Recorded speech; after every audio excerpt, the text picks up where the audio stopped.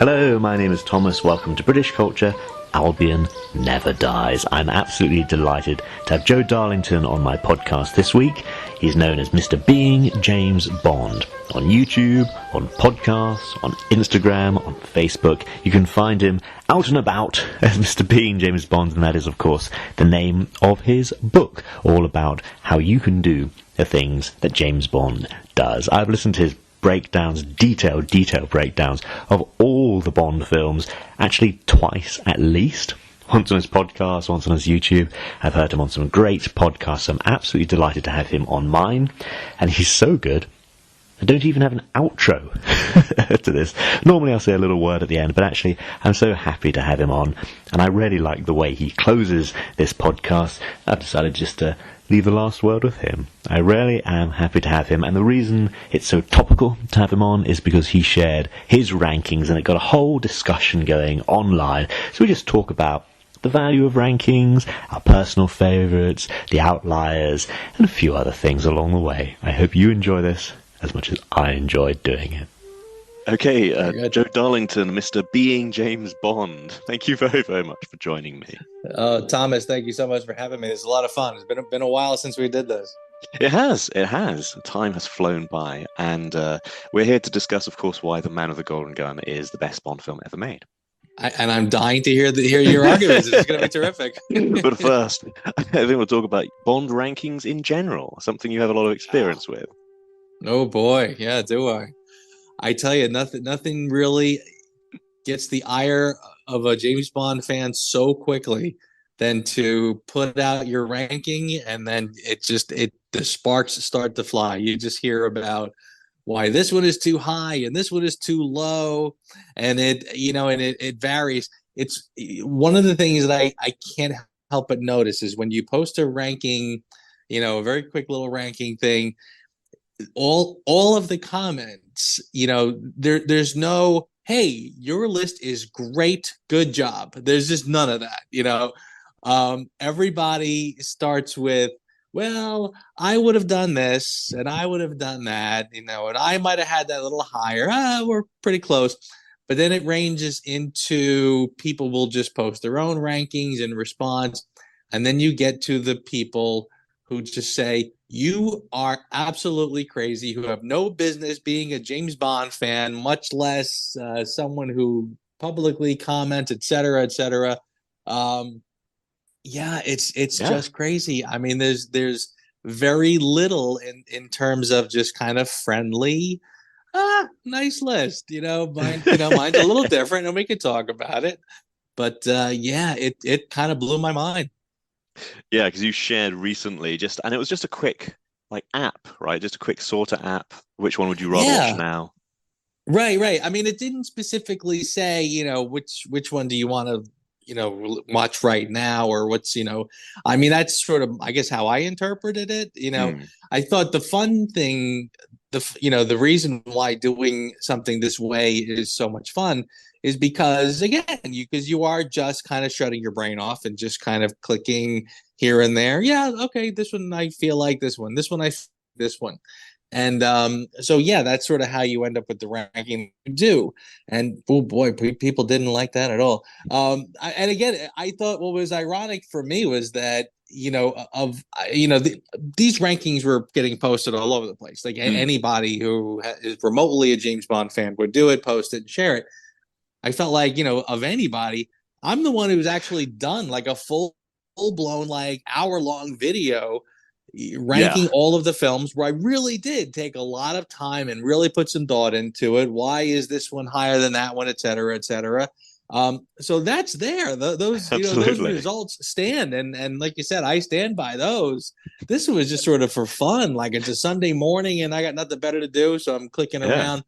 So certain things I guess anytime you do a ranking, even if you do put some thought into it, you still get the same responses where, people, I get Octopussy is way too high, GoldenEye is way too low, so it's not like I'm not used to it, but this one was like, how dare you put, From Russia with Love so low and A View to a Kill is so high. And I said, listen, some of them are gourmet meals and some of them are just junk food. So it's simply, some days it's easier just to pop on, one that you could shut your brain off for a little while, and you save the good ones for, again, when you have, if somebody's over, I've never seen such and such a James Bond film. Oh, you need to see this one. I mean, this one is like Hitchcock. This one is so good. So you Mm. really need to sort of focus on it. I feel like some of the films, do deserve your full attention and respect. That's the kind of films that they are. Now there's others that are just candy. They're just Yeah. good candy. So yeah, boy, just I mean, I'll happily put my hand up and say one of my most watched Bond films is probably Die Another Day, because at the end of a long, stressful yeah. day, I can put on a few scenes of that, and it's just fun. Right. Right, and it really does sort of make you think. I mean, I remember like A View to a Kill for me. I think when I first, the first few years it was out, I kind of was very dismissive, and it doesn't take itself very seriously, and it's very silly, et cetera, et cetera. And I remember as the years would go on, I remember I had friends who would just say, "Oh, I don't like James Bond at all." Okay, fair enough, fine. But then, like, we'd be flipping channels and that one would be on. And my friend who said that they didn't like James Bond was all of a sudden getting very caught up in it. And it makes you sort of take note, like, oh, yeah, there is a lot of watchability here. And I find myself like Vito would Kill, especially, like when somebody mentions it, my first thought goes to the score. The All right, yeah. score for that one is just, oh boy, is that just spectacular. Mm. And that starts to define what the film is. So again, even though there's a lot of little silliness and silly points about the film, it's got some things that have worked spectacularly in its favor. I, I too have friends who do not particularly enjoy James Bond. One of them will watch Moonraker purely because of the sound the laser gun makes. So I'm like, it's There you purely go. down to whatever you want, isn't it? Yeah. I mean, at the end of the day, I mean, each of the films, good or bad, they're sort of, for lack of a better way to say it, they end up being a goulash of ingredients. It's all of the ingredients put together, and some of the ingredients work, some of them don't. But the sum total is sort of what we sort of look at. Yeah. All the good elements sometimes override some of the bad elements. Mm. And And it could be something as silly as a sound effect, like you said. we seem to get into this kind of realm where there's those that people say are kind of objectively the best, then there's those that your personal favorites, then there's those that Yeah, you're in the mood for right now. So we've already got three different ranking systems. absolutely. Seriously, right. There are. I mean, I can objectively, and I completely admit too that, I think anytime we do a ranking, we're sort of dabbling in all of those categories at the Mm. same time sometimes, unless we specifically made an attempt to do it. I mean, like, I suppose I could very objectively judge all of the films strictly in its merits as a film, and say this objectively is a good film. And then I could do others that is like, but I like this one. I Yeah. really, I have a soft spot for this one, and I have my reasons, and that's all. So there's probably, even when we try very hard to be as objective as we can, there is still a lot of that. A lot of, picking from both camps. This one, I know that one is objectively better, but I kind of just like this one a little more. I think for me, Goldfinger is that one. That one sort of, boy, people, you put Goldfinger too low on your list, and it's sacrilege to a lot I of people. yes, You just do not do that. it's You not my know, favorite Connery, and that does seem to excite people.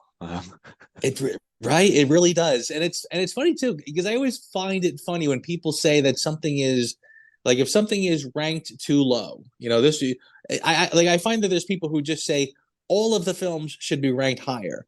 Well, okay, but then something has to get moved down. Then Yeah, anything that moves up means you've moved something else down. So you really have to make your point, fully, and say this one should be higher, therefore that one should be lower. Like, they can't all be the best. exactly. And I also find that when I explain which are my favorite licorice all sorts, it doesn't seem to excite people in quite the same way as explaining which are my favorite bonds. I think you've done this analogy with pizza, that it's all good stuff. Right, exactly. Yeah. Yeah. I mean, I keep going back to that. It just seems like there's so many people who, when they see a ranking, they look at the bottom rungs and get kind of upset that there's something sitting at the bottom. And I think, well, okay, but you're making a list. Something has to sit somewhere. You they can't all just be number ones all the way down. So Was yeah, it's anyone funny. was anyone complaining that there was a particular film too high on your list? Yes, Octopussy is the one. That one, I get that one a lot. Like this one, this one, that octopus. Like I've had people tell me flat out, you put Octopussy as number 3. That's it. You have lost your credibility, sir, and I will never be returning to your channel again. I mean, first of all, I've had some that literally have taken that kind of a tone where it's like, that's it. You've lost your credibility, and I'm out of here. Oh, sorry, goodbye. It really funny that people would posture, but yeah, just a lot of people really do object to Octopus being so high on my list, and I mean, the comment I get most often is, I remember one specifically this time around. Do you forget the scene of James Bond in a clown suit? And I'm like, first of all, that's the most tired Yeah. criticism. I mean, honestly, I feel like the same people that say that are also the same people that feel that Goldfinger must be at the top of your list. There's just objective truths that we cannot avoid. And I say to people, first of all, I think Connery looks much sillier with the mining helmet with the flashlight when he's flying Little Nelly. That's just me personally. Sorry, I think that's, if you're going to get into that, I don't find the clown suit to be objectionable at all, because not only do I feel that it works with the story perfectly, but I kind of, even the look of what he's wearing. Like I feel like to me it has an artistic quality. Like there's these sort of Harlequin clown images that I'm thinking of, and so again, it doesn't bother me even in the slightest. But again, I think it works primarily as part of the story. And I tell people all the time, listen, I will put Octopussy up against any other Bond film in terms of story and story structure. I mean, all of us look at Bond films and we see little things that we would change. Do I love the Tarzan yell? Not so much, things like that I could have done without. But again, all of them have little moments like that you probably would have, maybe a lot of things that they thought were going to crack up the audience on opening night, and looking back, it doesn't really last as that doesn't age as well as we thought it would. If you've watched it the once, it's funny, and then when you start to watch it again and again and again, if you have your favorite comedian making the same joke, well, it does get tough. Right, exactly, right. I can only hear my favorite comic make that joke however many times before it's not quite as funny. So yeah, I mean, I will put Octopussy up against any other Bond movie in terms of just the way the story and the way the narrative works, etc. I mean, to me, it's one of the few, if only, Bond films that are really set up to be a genuine mystery. Yeah, and I find that I believe me, I think that works spectacularly well, and I wish they did it more often, frankly. Yeah, I mean, as to your points, right, we see the mystery at the beginning, a British agent dressed as a clown being murdered. And then we see James Bond, a British agent dressed as a clown. And for me, that's when it's the aha moment. Yes, 1000%. Yes. I mean, I think it's brilliant in the way the clown, Roger Moore in the clown suit, is the big reveal. That is the mystery being solved. How did this opening scene happen? Why is there a clown running through the forest being chased by knife throwers, in a scene that on its face should be sort of absurd? And then of course he ends up at the ambassador with the egg in his hand. I mean, honestly, that is just, what is this all about? And it takes us until that moment, and it all comes together at the highlight of the film. Like the actual climax of the film is him in the clown costume, and it's all coming together. I think it's absolutely brilliant, that film, frankly. Oh, absolutely. And my appreciation personally of Octopussy has gone up a huge amount because I've listened to your review of it on your podcast and on your YouTube, and then you've been on other people's YouTube. I think Dave Zarinsky is the Bond Experience, and you discussed it with him. So I think I've seen you review this 3 times, each of them about an hour, and each time, it has gone up a notch in my mind. Yeah, I mean, honestly, that's a film that I'm very proud to defend. Honestly, I really do feel that it just works on so many levels. It's not that I can't see why it wouldn't necessarily work for a lot of people. Mm. I think, seeing James Bond running around in a clown costume is not the same thing as seeing him seduce a woman with conch chowder on the beaches of the Bahamas. It's definitely a different vibe. But in terms of just being a straight up espionage mystery thriller, I think it works in spades. Oh, absolutely, absolutely. Yeah. I mean, I have mine to defend, which is The Man with the Golden Gun, which is always at the top of my list somewhere. It's certainly That's my favorite Roger Moore, and it shocked me. mm. I didn't know a Bond community existed when I was first getting into it. So the first shock was A, there's a Bond community. How interesting, how nice. And B, they don't all like The Man with the Golden Gun. What's up with this? Right. So that would be yours. That's way too high on the list and doesn't get the respect it deserves. Absolutely every single time, to the point where someone said, I was reading an article and it put The Man with the Golden Gun really high, and then I realized I didn't look who was writing. I realized it must be you because only you do that. Oh, come on, man. There There's you go. probably at least two of us. Yeah. So is that your favorite Bond film or just pretty high on the That's list? my favorite Roger Moore for sure. Okay. And I find it very easy just to divide them like old and new, right? So pre Yeah. 1990 and post 1990. I'd say out of the old ones, it's probably his. I mean, I can change Yeah. around License to Kill, I quite enjoy, which is the polar Mm. opposite in many ways. But yeah, it's definitely very high up. Yeah, it's I love talking to people who are big fans of The Man with the Golden Gun, and I find that I've always struggled with that film a little bit. Not that I have any problems with it, but just that I find that it's sort of just right. Like I feel like Hmm. there's not a lot about it that really blow my mind, etc. But then I'll talk to other people who will say, I think you're missing the bigger picture. There's magnificent locations. The story is very compelling. I mean, I do love there's a lot about the story that I find works very well, and especially in terms. One of the things that I'll say about The Man with the Golden Gun that I never thought I would say. Usually, I find myself being an Ian Fleming purist. Hmm. I find that the stories that are the films that are based on Fleming stories for me always work out. They seem to be some of my favorite films because they Oh still yes. they still hold on to that Flemingness. And when they deviate away, I tend to, feel like, well, you probably should have just left it alone. But I look at The Man with the Golden Gun, and I watch the film, and then I read the book, and I'm like, you know what? I think the film got it better. I think the film really captured more of a James Bond essence than the book does. Yes. And it means the book is an interesting coda to the series, right? It's after the big conclusion, and it's Yes, it does feel a little tacked on, and we're just kind of try to wring a little more out of that sponge than as we can. I know I agree with you. I think the film has more exotic locations, has a more exotic villain. I mean, the Scaramanga on screen is far more compelling than the one we get in the novel. yeah. Yeah, I think you're spot on. I think the intrigue is far better. The locations are great. I mean, in my case, I love the book as well. And I was really wary because I'd seen the film, like I'd seen the film as a kid. Mm. I've seen it millions of times. And I always know, the book and the film is going to be so different. But in my case, it was such a different entity.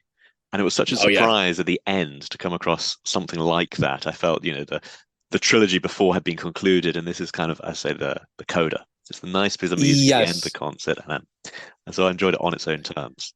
I completely agree with you there. Honestly, it's funny because I reread the book not that long ago too. In fact, because I think David Zaritsky was completing his Bond book club, and I was part of the panel talking about The Man with the Golden Gun. And I remember I said during that one, I think I have to be honest and say I don't really care for this book. I mean, Mm, honestly, it's probably my least favorite Fleming because I sort of feel like it doesn't even really feel like Fleming. I mean, the locations. First of all, the villain in the novel versus the villain on film. In the novel, he's a cowboy. yeah, He's a full blown cowboy, and I almost feel like he's more of a parody of a cowboy than an actual cowboy. And I kind of felt like, I suppose, if it's the 1950s and you're watching westerns on TV, I mean, it sounds very exciting. Looking back, not as much. And I remember some of the locations even. The story always felt strange to me because Scaramanga bumps into this guy James Bond, who he has every reason to be suspicious of, but decides to hire him to be his kind of a personal secretary, sort of. This is the Um, Goldfinger problem in the original novel. Like, I was going to kill right? you, but Yes, now I just want you yes. to take notes at my meetings. Right. Yeah. Yeah. Absolutely. And there's one point in the novel, especially when Scaramanga is having a big meeting, similar to the Goldfinger plot, where he's having a big meeting with all the other bad guys, but they're doing it in a hotel conference room. Yeah. And I'm thinking, and again, as a guy who has had to deal with more soul sucking hotel conference rooms than the next guy, oh boy, that was just yeah, no. Anywhere but this, please. That's not where you want your Bond. Right, exactly. Fair enough. So, chalk one up to Roger Moore and Christopher Lee Yeah, in the honestly, movies. I seriously, I feel like, boy, that is a great example where the filmmakers, and again, I mean, there are a lot of examples where I feel like there are improvements to the original stories, even stories that do stay close to the original source material. In fact, I mean, on Her Majesty's Secret Service, I've always felt like it's no wonder it's a brilliant film because the book was brilliant. Yeah. But even there, like they add the twist at the end where Tracy is actually kidnapped. So when Bond goes to Piz Glory at the end, he's also rescuing Tracy. I thought, boy, that was Yeah. a beautiful adjustment they made to that story. So yeah, I mean, there's a lot of good examples of where they do, but this one, the Man with the Golden Gun really does take something and turn it into something that's kind of masterful James Bond. Mm. No, so for me, it's the dark side of James Bond, right, with Christopher Lee. I always find it Mm, fascinating. And I will yeah. defend the slide whistle as well. I'm like, it's the middle of the movie. The middle of the movie. It's a car chase, which never really gets me anyway. So a bit of comedy in the middle. It's not at the Yeah. end. If it's in the final fight, and there's a few films where you do get comedy moments in the final fight, I'm like, hang on, this should be the catharsis of the film, you know? Uh, Right, right. but it's the middle. It's halfway through. You know Bond's going to be fine. You kind of know Scaramanga is going to be fine as well. Yeah, no, 100%. No, I agree with you. I think it's I think if you're gonna sit there and set up columns and say, okay, this is a winner, this is not a winner, okay, fine, but it's not as nearly as distracting as a lot of people will claim it is. Inspired me to go off and get a slide whistle of my own. There you go. Exactly. That being the James Bond experience, because you've of course written a book on doing things inspired by James Bond. Absolutely. Yes, I certainly have. Can I ask, just on the new topic, can I just ask about what was the most memorable experience you did? What was the best thing Bond's inspired you to do? Boy, that's interesting. If you asked me years ago, I probably pretty easily would have called it. I would have said it was the bungee jump. Oh You know, wow, the one in yeah, Goldeneye. yes, sir. Taking the trip over to that dam and doing the actual bungee jump was pretty, pretty. I would not to sound like hyperbole, but I would say it was almost life changing. Hmm. It is pretty much it's something to say when you said, you've literally done I believe is still the world's record highest stationary bungee jump, I think. Yeah. So that was pretty intense. But I have to tell you, I mean, honestly, since then, there's probably so many times that I've done Bond-ish experiences that have kind of surpassed um, uh, what my expectations might have been. Certainly, I think back to the On Her Majesty's Secret Service 50th anniversary gathering up at Piz Gloria, and I sort of feel like I think that has to now take the cake. I mean, Oh, that okay. you cannot get better than that. Actually going to Piz Glory itself with fellow fans and connecting. Yeah, absolutely. And I had been to Piz Gloria before. I mean, I remember years ago when I was on a business trip, not on like it could have even been the same trip, but I remember, the bungee jump my first time when it didn't go so well, and my second time when it did go well. Uh, that stemmed from I just happened to be on a business trip to Geneva at the time, and I remember also, I used to go to Geneva every so often. And so on one of those business trips, I just tried to work in a trip to Piz Gloria. So I did. And it's kind of an adventure just getting there because you're talking about train rides and funiculars and cable cars, theories of cable cars. So it's pretty interesting. But So yeah, I did go before, and I remember the one time that I had gone. It was sort of off season. The day was pretty overcast. In fact, I remember getting to the last cable car where the guy at the office, at the cable station, he said to me, he goes, it's not a very good day. You can't really see much. Are you sure you want to go up? And I'm like, you have no idea what it took for me to get this far. So believe me, I want to go. So I went up, and again, it was dead. I mean, it was, like I said, it was completely off season. I was almost completely by myself. I don't remember seeing another soul there, and I just sort of wandered around. And this was before the big redesign too, before the current owners sort of redesigned it to make it a little more of a Bond paradise. Um, and I was loving it. I was really excited. I could see that staircase with the gold balustrade kind of going around it. Yeah. That Tracy, it's very familiar. So I was really excited to be there. And I remember I think I ordered lunch in the restaurant, and I think I was the only person there. And I think the only thing they had was like a burger, maybe, or something. So that's fine, whatever. So yeah. So anyway, so fast forward to a couple of years later, and here I am now going on the 50th anniversary, where it was, like you said, loaded with hardcore Bond fans, with stars of the film. George Lazenby is there. Bond actresses are there, and the directors are there. I met John Glenn. I mean, this Wow. was just sort of, I mean, yeah, this was otherworldly. And then, of course, the whole thing caps off with cue the music playing a concert. Um, and it was also the stark opposite from when the first time I went, it was overcast. You couldn't see anything. Here, it was completely opposite. It was a glorious sunset, like a sunset like you've never seen before, because you're on the top of this mountain. So yeah, I would probably have to say that one wins the award now for the best Bond experience I think I've ever had.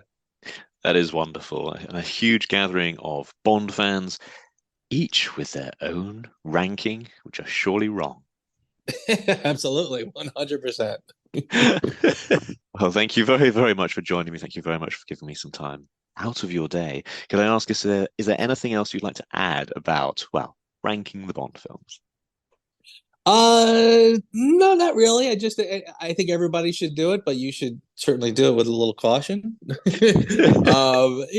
again, the beauty of the world of James Bond is that, I don't think there's any other franchise that can brag of having 25 individual films in it.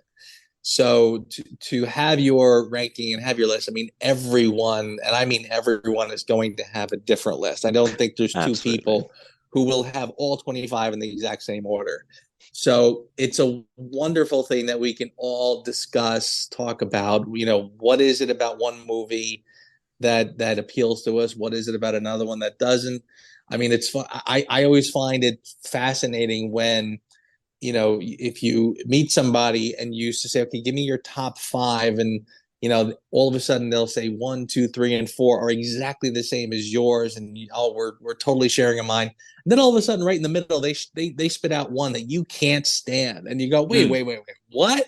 How did that happen? Because we agreed on all these others. It really creates this wonderful dynamic that I feel like, in a lot of ways, even in times like now where we're sort of starving for news about what's the future of James Bond, we will never be shy or never be short on things to talk about, because there's just absolutely. so much to cover. Can I dare say which one? You said some people are offended at one that's always low. I'm always curious. There's always one film much, much higher on everybody else's ranking, and one I don't quite get. And I think it's a favorite of yours. It would be Live and Let Die. Yeah, I would say that's sort of like a mid-tiered one for me. Mm. Um, yeah, I like that one very much, but again, not quite in my top 10. The one that I tell you, Octopussy, I always get a lot of heat for that one being too high. The other one that I always feel that I get yelled at a lot is GoldenEye is always too low. People always All feel right. like Yeah. GoldenEye should be much higher. And Which that's is kind of in my interesting mid range. because that's Yeah. the same director as what I think is your favorite, right? Casino Royale. Yes, absolutely. And I think one of the things that I find fascinating is that, right, it's not like Martin Campbell did two in a row. Mm. He did two Bond films that are spaced, very spaced apart. and both are very unique in terms of kicking off a new actor in the franchise. And I think, and GoldenEye for me is, I mean, it's one of the, if somebody asked me, well, what's wrong with it, I would be very hard pressed to really, give a read. I can't really say that there's something empirically wrong with the film. I mean, it works. The story structure is fine. The performances are great.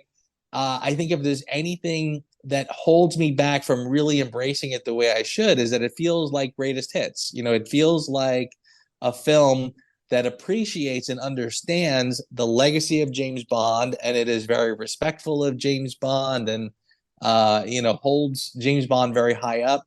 But it's also not getting its hands dirty. It's not trying anything new, and it's to me, it's a very safe Bond film. So again, I think it's very good, and plus I think Brosnan will be much better at James Bond. Another film or two in. Yeah.